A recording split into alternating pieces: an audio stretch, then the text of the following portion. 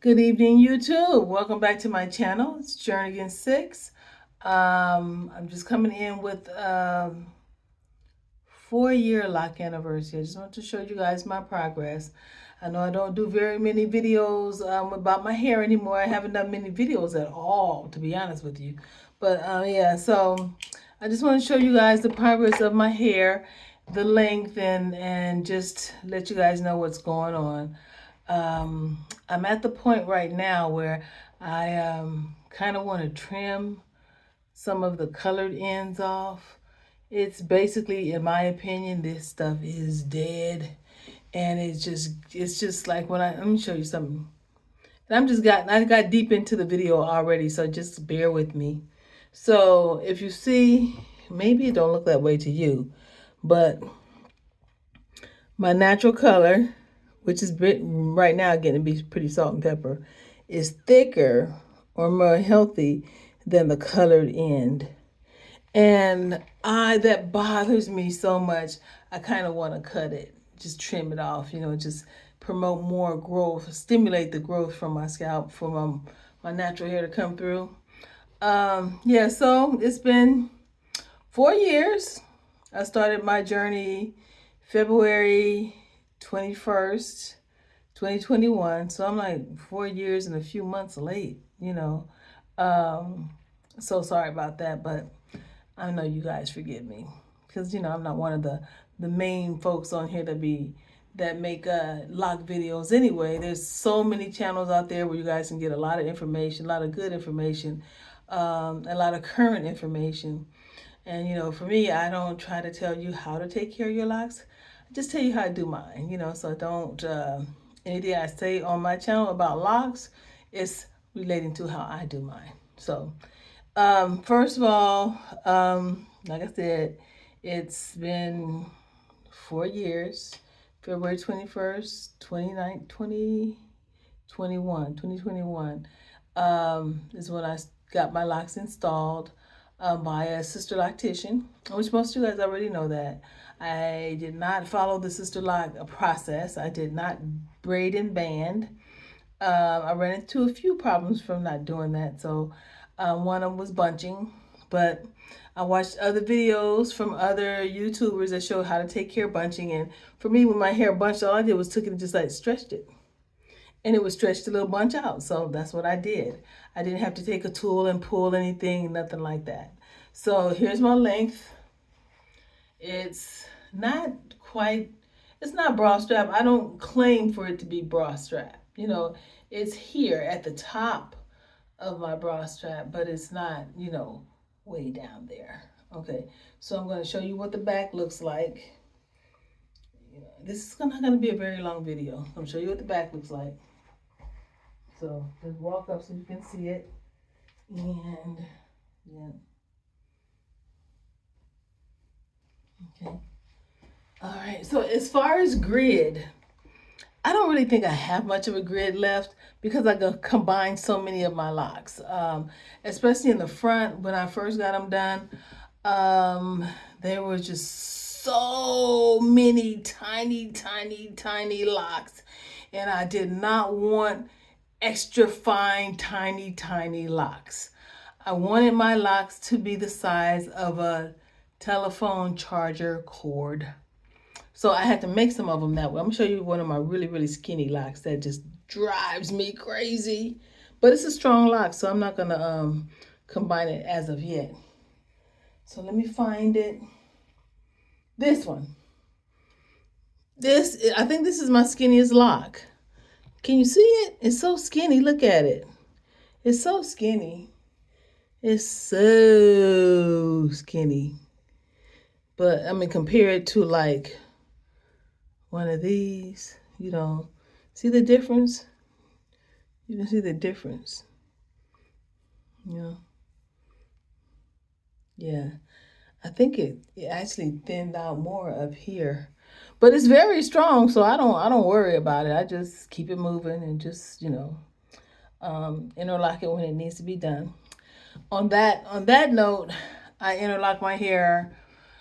I'm trying to do it a little bit more frequently now because I was doing it like every 10 weeks. And the way it grows together, you know, your locks start trying to marry. And then I have to do more rotations. And then, you know, my arms are, you know, up in the air for, you know, like, you know, while I'm interlocking, my arms up. And that's tiring. So I'm going to try to interlock a little bit more frequently now. Of course, it takes me a few days. I'll start, you know, in the front. I always do this section first. This section, yeah, I always do this section first. And then I'll do the back, this back half. And then I'll do the crown. So it takes me about 5 days. And then if I'm being lazy, it'll take me a week. But yeah, so that's what I do. I use a latch hook. Many of you call that a crochet hook, but it's not. It's a latch hook because it used to be used to latch rugs. So let me show it to you.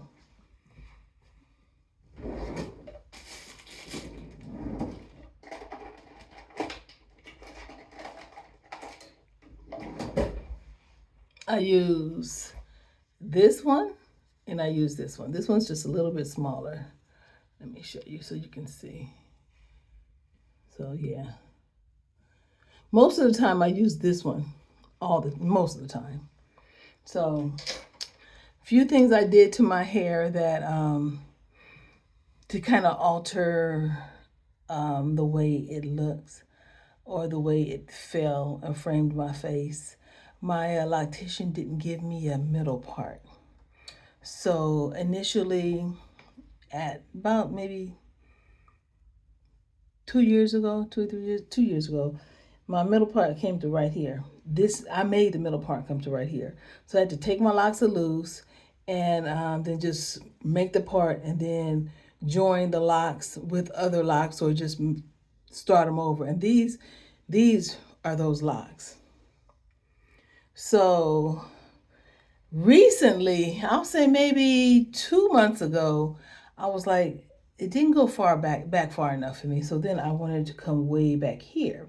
So what I did was I took the locks that were here in the middle and I separated them, made this part, you know, I opened the locks, I combed them out, separated, and then joined them into some locks over here. And they joined quickly. So that's how I ended up creating my own long middle part. So I like that. This, what you see right now, this my two little, and these used to be my bangs. So this is pretty much my go-to hairstyle, honestly. The reason I do it is because I don't want all my hair coming to my face. And, you know, it just looks better to me. It looks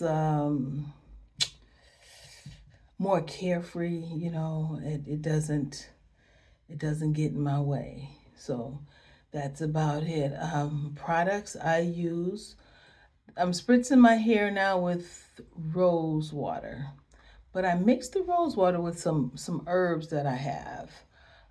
So this is my bag, my actual spritz bottle. So this is a tea bag. You know, you can buy a tea bag, an empty tea bag, and you can put your own herbs in it. So what I did was I put some some lavender in here and some cloves. Lavender and chamomile flowers. So that's what I put in here, and I let it infuse with the rose water, and that's what I spritz my hair with. Probably once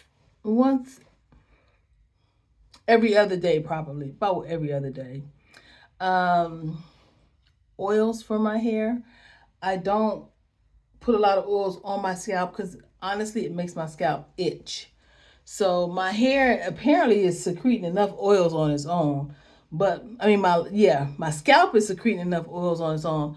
But sometimes my hair gets dry, and that's something that even before I was before I locked my hair, when I would go to a beautician, you know, I had a perm and I was getting my hair all whipped up and everything.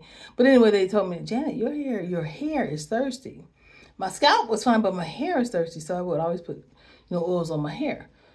So what I do now is I use, hold on a second.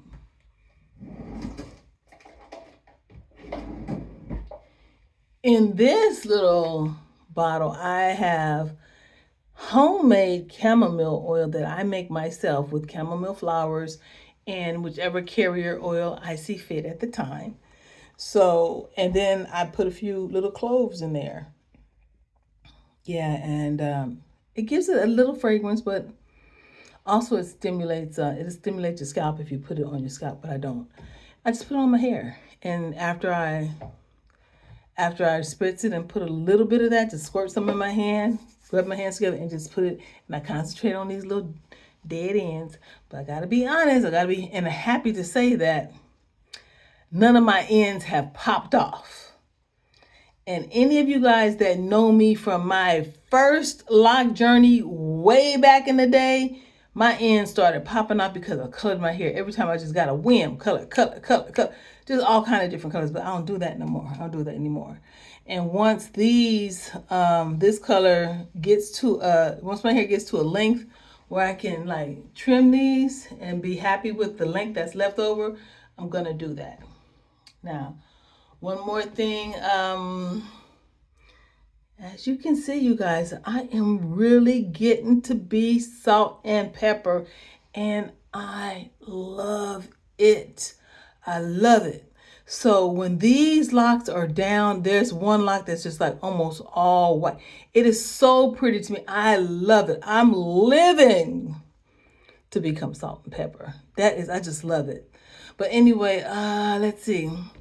How often do I wash my hair? And these are not questions that people ask me. This is just questions that, things that's coming to mind that I just want to share with you guys. I don't wash my hair very often.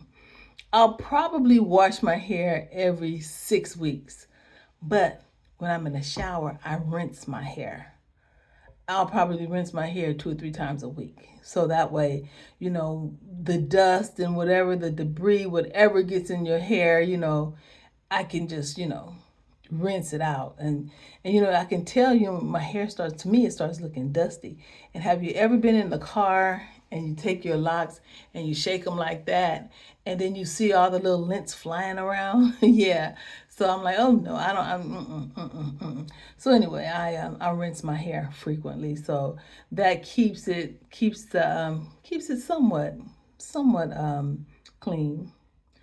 Let's see. Is there anything else I want to tell you guys? I really think that's about it. Now, you guys know I don't really have a lot of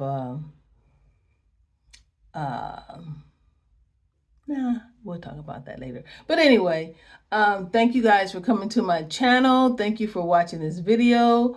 You can comment, you can share the video, like the video if you care to, and subscribe if you already haven't. Anyway, yeah, so, and I did tell you guys about another channel that I was going to create, and I did. It's called Jay's Creation Station. So that's where I show what I'm doing with my crafts and my body butters and those things that I'm making. I think I only have one video over there right now. But if you so desire, go over there and subscribe. If you do that, it kind of gives me more motivation to, start uploading over there. But anyway, you guys, thank you for coming to my channel and watching my video. Thank you for all of my new subscribers. Thank you to all of my old subscribers. Those are my family. Anyway, you guys have a wonderful, wonderful weekend, and happy Mother's Day to all the mothers out there. Peace.